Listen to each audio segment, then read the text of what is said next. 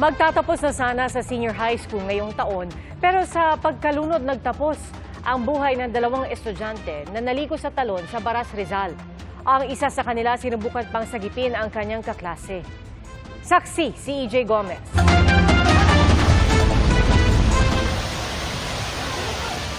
Ganito ang mga tagpo sa Unga Falls sa Baras, Rizal mag-aalas 3 ng hapon noong Lunes. Ang mga rescuer tulong-tulong sa paghahanap sa dalawang lalaki. Pahirapan ang pagtunton sa kanila dahil sa lakas ng agos ng tubig. Matapos ang ilang oras, tuluyang nakuha ang mga biktima mula sa ilalim. Dead on arrival sila sa ospital. Ayon sa pulisya, 4 na magkakaklaseng graduating students ang nagkayayaang maligo sa talon matapos makuha ang kanilang medical certificate para sa work immersion. Ang isa sa kanila, agad na lumusong pero napunta sa malalim na bahagi ng tubig.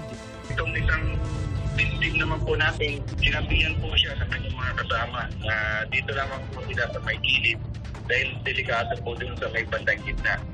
Sinubukan daw siyang sagipin ng kasamang kaklase, pero siya naman po isinaklulohan na kanyang kaklase. Parehas na po sila napunta sa medyo malalim. Sa kasamaang palad, itong 4 na magkakaklase ay hindi naman po pala ganoon na marunong lumangoy. Tumanggi ang pamilya na pangalanan ng biktimang naunang lumusong. Labis ang paghihinagpis ng pamilya ng estudyanteng si John Mike Passion na nagtangkang sumagip sa kaibigan. 3 buwan na lang daw sana ay gagraduate na ang panganay sa dalawang magkapatid. Sobrang sakit mo. Yan nga, wala na siya pero yung sa kanya, hindi siya dadalawang isip na iligtas yung isa.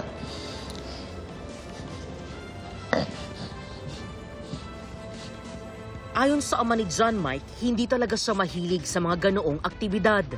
Hindi siya mahilig sa mga ganoong na activities. Kasi mula nung maliit siya, parang takot siya sa mga ganoong na lugar, tsaka masilan. Pero sa kabila ng sakit na nararamdaman ng ama, proud na rin pero siyempre malungkot. Mas maganda sana kung nailigtas niya ang sarili niya at saka yung kasama niya. Parehong nakaburol ang dalawang nasawing biktima sa Antipolo City.